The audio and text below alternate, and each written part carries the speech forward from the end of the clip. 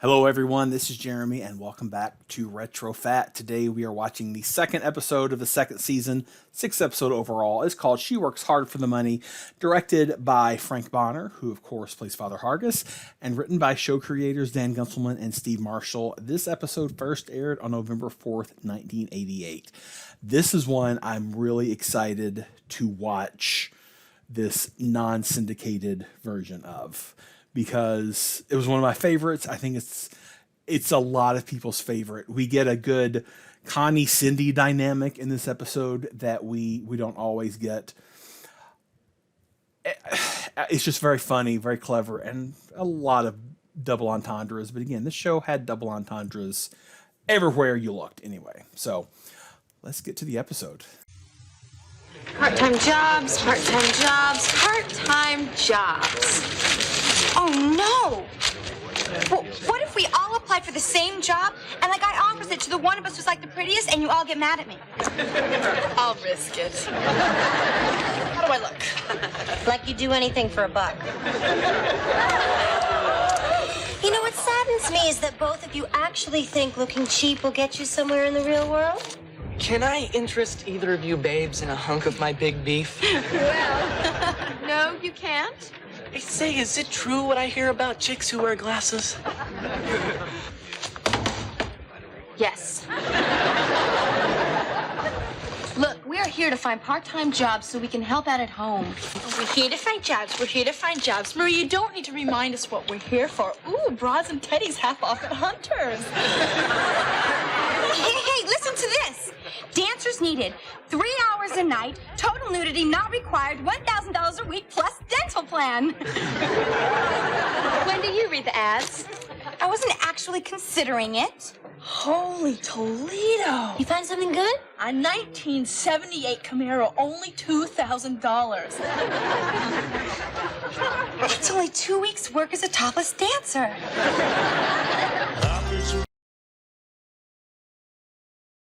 Okay, so keep in mind, this is a show that aired on the same night as, I don't think it was Just the 10 of Us yet, but that type of show. Actually, it might have been, this is Just the 10 of Us, Full House. Sorry, brain spasm. This was like a family show like Full House, but it so clearly wasn't.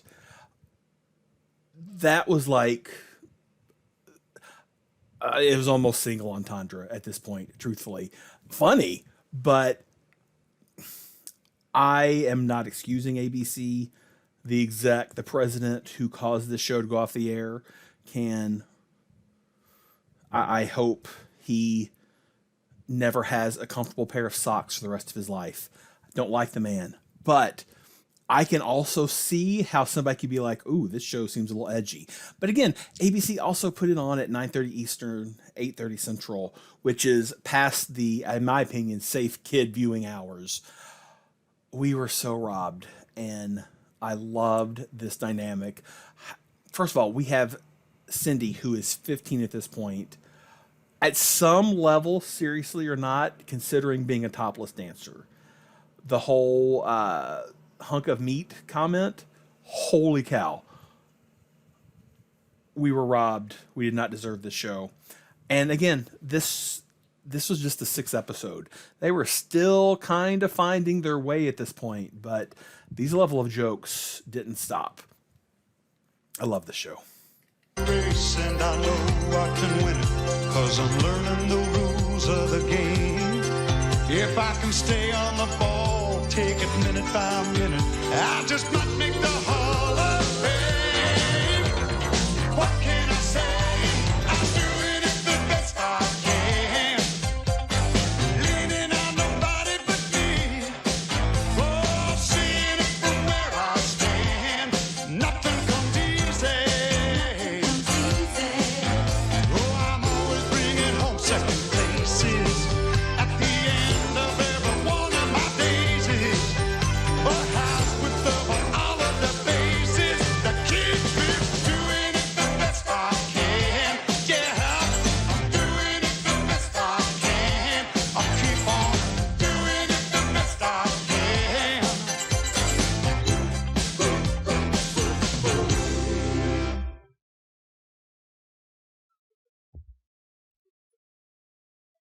Connie, you read. And can we please just consider real jobs that pay real money that use our real skills? That's very sensitive of you, Marie. But what about Cindy? She has no skills. Yeah. $5 an hour to start, flexible hours, product storage technician, Greenberry Fertilizer Company. Must provide own shovel. Here's the topless dancer ad. Okay, I'll read the ads. There's got to be something. Wait. What? All right. Caring, sensitive person needed for missionary work in Zimbabwe. Oh, it's full time. And that. Okay, we'll divide the page up, and each of us will go our own separate way. Oh, I got the topless dancer ad. What's your point? Look, we'll all meet at home at 4 o'clock. Good luck, everybody. Bye-bye. Bye. Good luck. Later. The problem with all these jobs is they expect you to do work. Okay, if you don't want a burger, how about a shake? No, I have to go job hunting. Will you marry me? No, Hey, wait. Then I wouldn't need a job, would I? No, that's probably the wrong attitude. But thank you. I love that Cindy took his shake. Ditsy Cindy is here.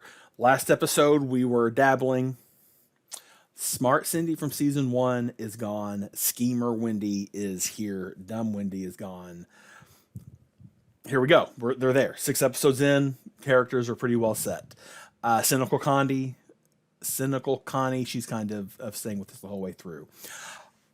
We don't ever hear the name of this restaurant they're in with the orange and yellow costumes I saw behind the counter.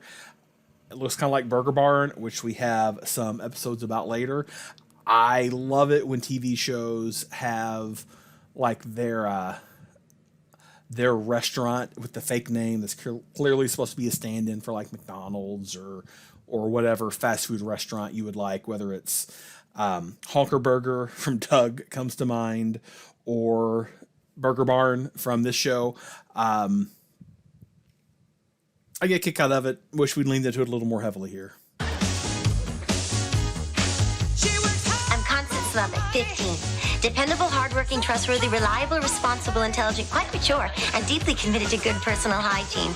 I know I'm overqualified, but I'd be more than willing to lower my standards to meet your needs. Cindy Lubbock, I'm 16. Excuse me, where it says list office skills, I'd be glad to do that if you could tell me what they are.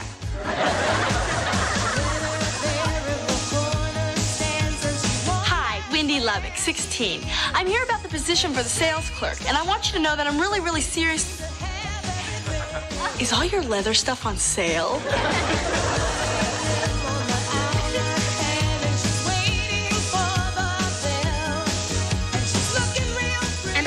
One hand, that a job would certainly help me develop and mature.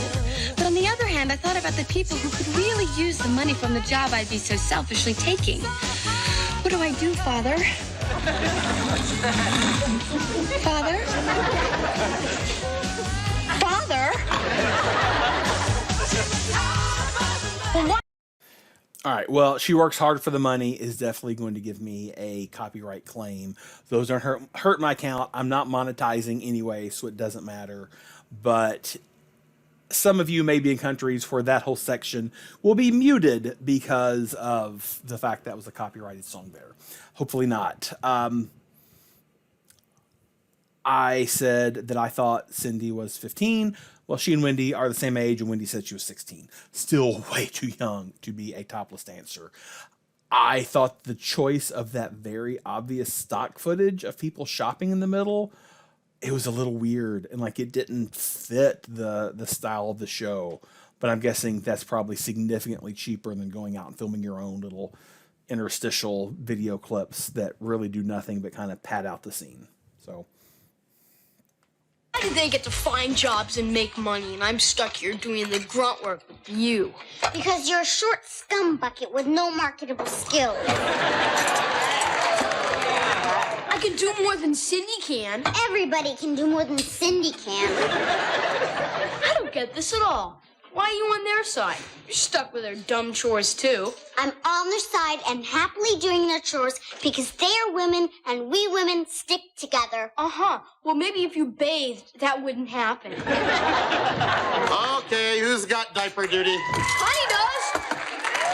Well, Melissa can't wait. She needs a diaper with a capital P. JR? Dad, this isn't fair. Well, neither is going bald. Here.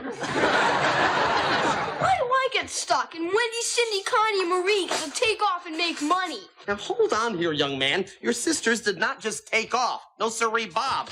They're learning the value of a buck by going out in the world and earning it. Hi. Hi, how'd that job hunt go? Oh, job hunt. That's what I was supposed to do. You know, I gotta stop going in that mall. I walk in, my eyes glaze over, and I go shopping. We clearly had a very lively studio audience tonight between Sherry's cheer of support with her comment. I loved the line that everybody can do more than Cindy. That was excellent.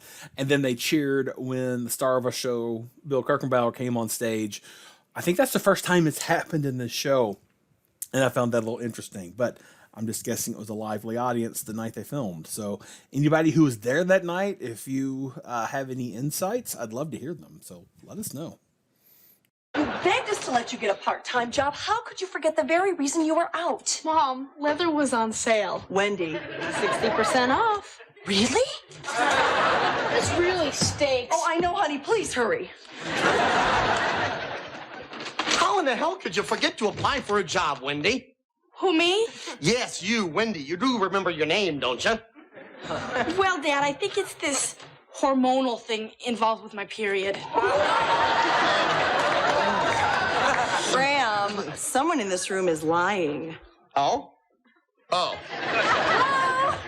Ah, Marie. You remember Marie, don't you? Your dependable older sister? I bet she didn't forget to apply for a job. I got a job. Oh, honey! That's my girl. Listen up, Wendy. You see, this is what can happen if you have half a brain like Marie. What? No, your father meant that in the nicest way. Come on, honey, tell us about your job. Well, it's every day after school for a couple hours, and I cook and serve food to needy people. Oh, Marie, that's wonderful. Yeah, you can earn a little something while helping people. Oh, Dad, money's not important. Not if you've got credit. Wendy. So, how much does it pay? Lots and lots of love. Love? It pays love? What's the exchange rate of love to dollars? Well, in my experience... Never mind. Dad, how could I make money when there's so many poor people out there? Well, I got news for you. You are one of them. Graham, it is a wonderful thing for Marie to do. Well, of course it is. And if she'd come to us this morning and said that she wanted to volunteer her time, that would be wonderful news. But she didn't. Marie's exact words were, Daddy, I think it's time I earned a little money and kicked in around here. Well, I changed my mind. I had an epiphany. Save it, Marie. Your mother already told me your period has nothing to do with this. I'm not even going to ask. Good. Oh, so you didn't have any luck, Connie? None. 3 for 3. Honey, you just have to keep trying, and I'm sure you'll get a job. I got a job. A real job? That pays actual money? Yeah, minimum wage. Well, that's fine. That's great. Did you two hear that? Connie got an actual job that pays real American money. Tell us what you're doing. Sweeping up animal entrails. There, you see? What? Oh, Sonny, where would you do such a thing? The McGregor slaughterhouse. They had me start right away. Oh, here. Oh, good. What is this, honey? Oh, I can't remember. But they say you can make sausage out of it. Oh, Marie, maybe your needy friends would appreciate that. From your lips to God's ears. Lips and ears, that's what's in there. I got a job, I got a job, I got a job! Oh, honey, that's wonderful. How much does it pay? I don't know. Well, what are the hours? I don't know.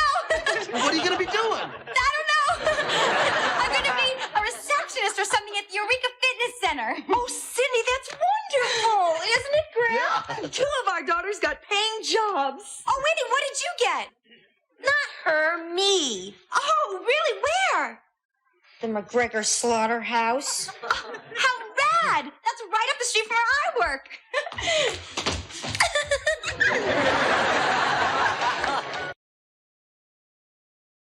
So, first of all, any dads, men characters in general, and anything involving periods has been comic fodder probably since the beginning of time. However, Graham was an English teacher. Even if he didn't always get to teach English, that was his field outside of coaching. He would have known what the word epiphany meant. Secondly, I looked it up. So this aired in November of 1988. At that time, minimum wage in California was $4.25. It had just increased on July 1st, 1988 from $3.35. So Connie wasn't making a whole lot. Of course, federal minimum wage now is still just $7.25. So it's only $3 more today. But regardless, I'm sure minimum wage in California is higher than that. But regardless, $4.25 an hour is what she would have been making at the McGregor slaughterhouse. Cindy, check out the lats. Looking good, Paco. Cindy, Connie, hi. So what do you think of the place? nice, but there's not enough blood on the floor. Come on, Dad's waiting in the car. Oh, I can't leave now. Why not? I'm not done working yet. So go do it so we can leave. I'm doing it. This is your job? Well, not all of it, silly. Oh, okay, pretend you're a customer. Okay. I'm a customer. Now, what I do is... Hi, welcome to the fitness center. I'm Cindy. Sign in, please. And that's it. And they pay you to do this? Uh-huh. Oh, look, I got my first paycheck. $120? But you only worked 20 hours last week. I know. I was supposed to get $160, but they had to cut out for taxes or some kind of junk like that. That's $8 an hour. It is? Oh. Cindy! Still here, you little workhorse? Spud, this is my sister Connie. Spud's the manager. Hi, kid. Got a little surprise for you, kitten? Don't move, a muscle group. Overtime. Come on, I got the engine running out here for criminity's sake. You know what gas costs? Hi, welcome to the fitness center. I'm Cindy. Pine in, please. Darn, I got it wrong. $8 an hour, and she got it wrong. Hey, kitten! Ta-da!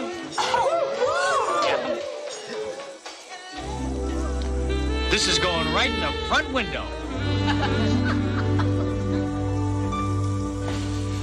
We're going home. Now. Easy, Pop. Pop! I'll pop you in the chops. Back! Okay. You, in the car now. You too. Okay, first of all, if you have to rewind, look at how amused Connie is as soon as the cardboard cutout comes out. All right, I'm of two minds here. One, I don't think this cutout is that salacious. However, that is my first mind. My second mind is Cindy is 16. Aside from the fact he has her modeling without parental consent, that's a huge red flag. He's calling her kitten, and that is nasty, gross, which I think could be an entire plot point, and it's not really addressed. So there we go.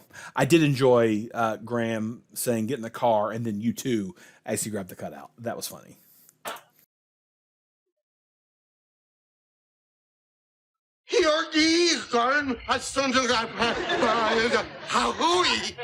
Honey, I really don't think you should try to talk until your power speech returns. Eat! Oh, pardon me. Eat! Sit. You want me to sit? Okay. All right. Now, Graham, what is this all about? I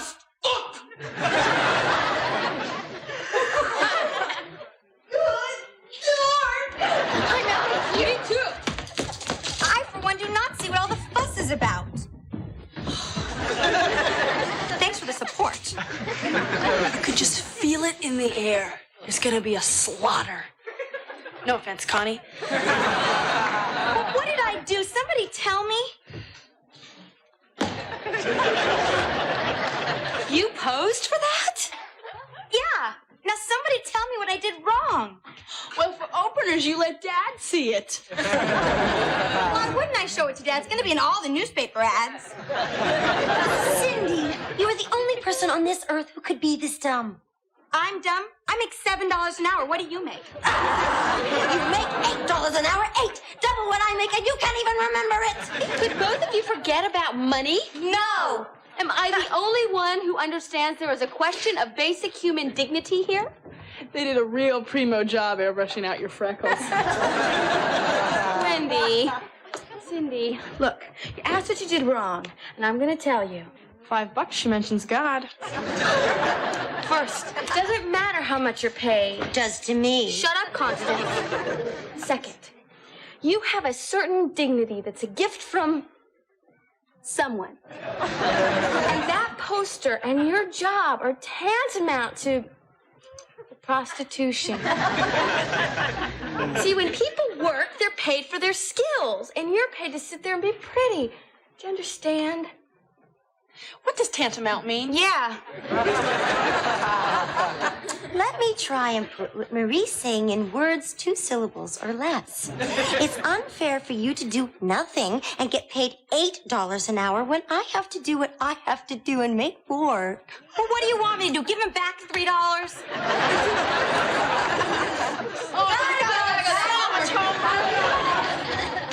All right.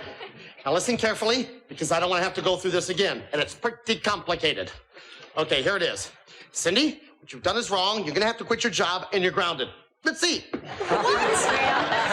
More. Okay, we did not raise our daughters to be paid to be pretty.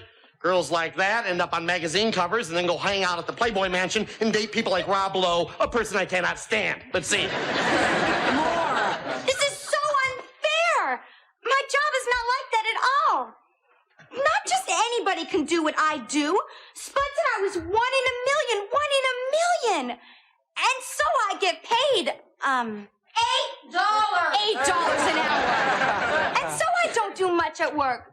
But did you ever stop and think what I have to go through before work? An hour every day to do my hair and skin conditioners? I can tell you stories that would make you cry. And these nails, do you think God made them this way? What the hell are we listening Cindy, you cannot base your life on your looks. There's got to be something more, something substantial. Now think about it. If your father earned his living based on his looks, where would we be? I love whenever Graham gets so frustrated and just yells. That is one of my favorite scenes from the series. I love that. I have to comment. So while I don't think the pose she's in is that bad, the Come Sweat With Me, she's 16. That also is gross. I'm going to go ahead and address it. Connie said she makes $4. We also know she makes minimum wage. I don't know. Maybe I have my information wrong, but anyway, not a huge issue for me.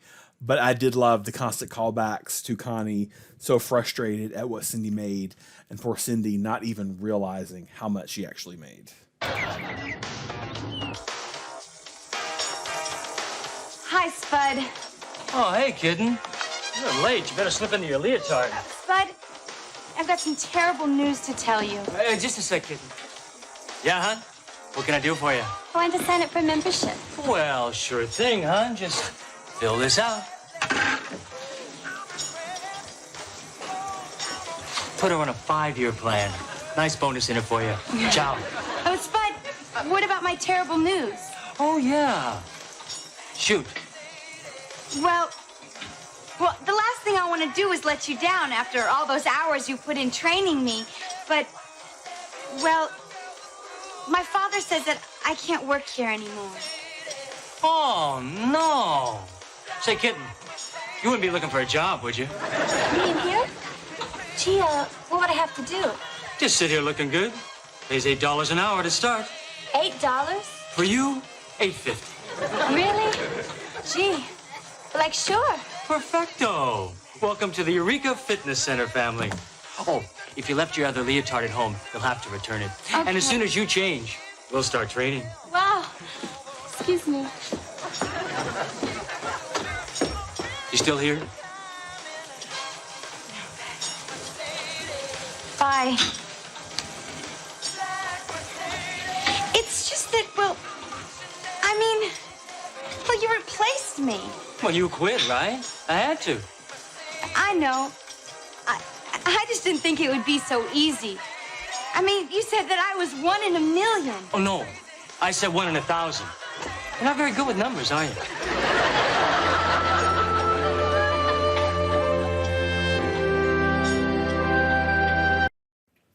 Poor Cindy. I'm glad she quit. That guy was too oogie to have been a recurring character.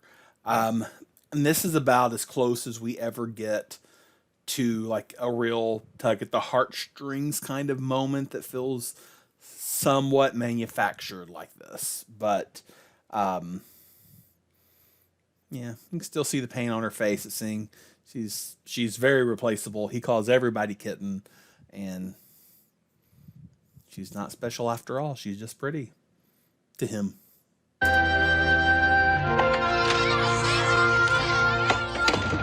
It's a zoo in there. No offense.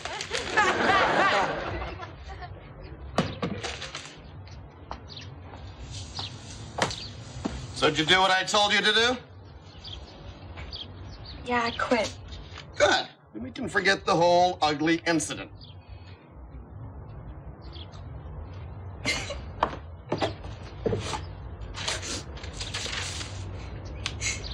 Honey?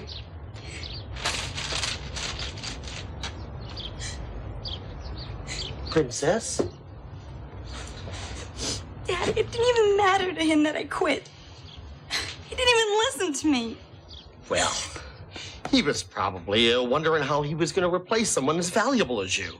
No, he replaced me before I can even finish telling him that I quit. Well, I'm sure she doesn't have the skill and the talent that you brought to the job. Daddy, you said it was a bimbo job and that you didn't need any talent or skills. Are you kidding? Think of the time you spent on your hair alone. Yeah, but you said that I... Forget what I said. Is this a trick? Cindy, you're a good-looking young woman. Daddy, you called me a woman. Yeah, well, don't get used to it. And like all good-looking women, you're gonna get lots of offers. Lots of them. Some I'd rather not even think about. But the thing I want you to realize is that you have much too much going for you just to be somebody's window dressing. I do? Sure you do. Well, what do you know? You and I think you ought to apply for another job. Yeah. Yeah, a real job, one that requires actual physical work. Well, I don't want to get carried away. Here, I'll tell you what you do.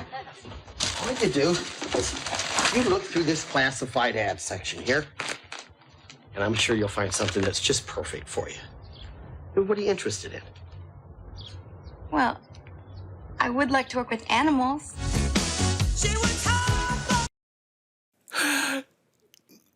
Graham's a good dad. This was appropriately sweet without being glurgy.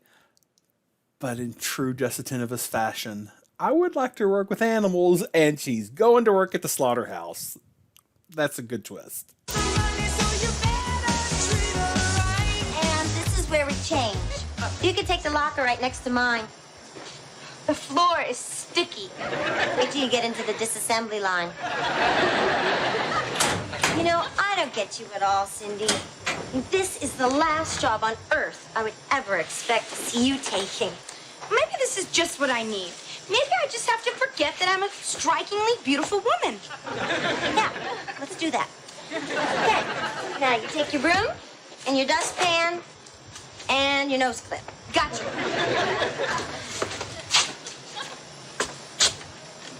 What a tragedy. Whoa, wait a minute. Are you the new girl? Well, actually, I started last week. Cindy, isn't it? Me? Hi. Yeah. I'm Bob Lorenzo, Vice President of Marketing and Safety. Oh. I heard all about you from Mr. Ziegler in personnel. Oh, really? He said you're just loaded with potential. Really? Ever do any typing? No? Filing? And who uses shorthand anymore, right? Well, never mind. Those are all things that can be learned. But you see, Cindy, my problem is I've lost my secretary. Oh, she quit? Not exactly. Just kidding. Listen, why don't we go upstairs and discuss this? Oh, gee, okay. No. Pardon me? No, I will not be somebody's window dressing. Oh, and the job pays $9 an hour. 9? No. Okay, $10. 10? No. No. 12. Cindy! He only wants to hire me because I'm pretty, and I'm more than that. No, that's not true. I swear it. If I'm lying, may we find bug excrement in our bratwurst. They all say that. 15. No, I can't take it. I will? You will. Great! Come on upstairs. I'm so confused. I mean, what Dad wants and what I want and what's right and what's wrong. But if you say it's okay, Connie, I'll do it, because you're a lot smarter than me. Listen, I have to tell you something. I can only work part-time. I don't care.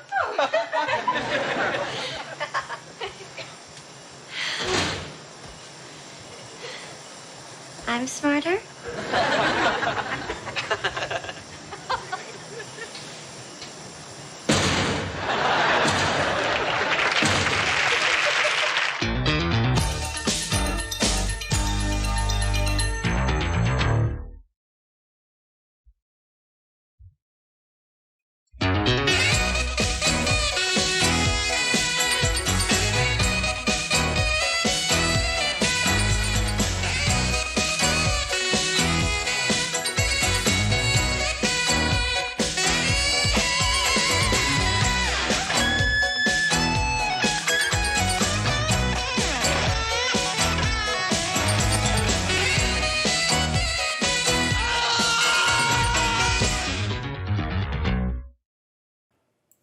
All right, I think we have a few things we need to unpack at the end of this. I can't remember if I did this the last time I reviewed this episode or not. So, first of all, 16-year-old as an office associate, receptionist, clerical type job, making $15 an hour in 1988. Huge. Connie clearly got the dollar signs in her eyes. She's like, no, you got to do it, even if they want you because they're pretty. I wish this episode had something along the lines of him saying, no, it has nothing to do with your looks. You have a great voice, and we think your voice would be really good customer service related over the phone. Just something like that. Because as it is, we're left with no other possible interpretation than that they are hiring her for her looks. And she's 16. It makes me feel a little gross. But here's the thing. McGregor Slaughterhouse never comes up again. We never hear about these jobs again. And, it's a good one-off episode, but we don't return to that. So she may make $15 an hour, but clearly she and Connie both quit pretty soon. Anyway, I suppose that's all I have. We have about 3 episodes left before I start over fresh with the, where I got the non-syndicated versions last time. At that point, I want to bring in people. I've heard from a lot of you. Here in a few weeks, I will post on our Facebook group kind of a way to sort of sign up to help me react to various episodes. So, as always, thank you so much for watching, and I will see you next time.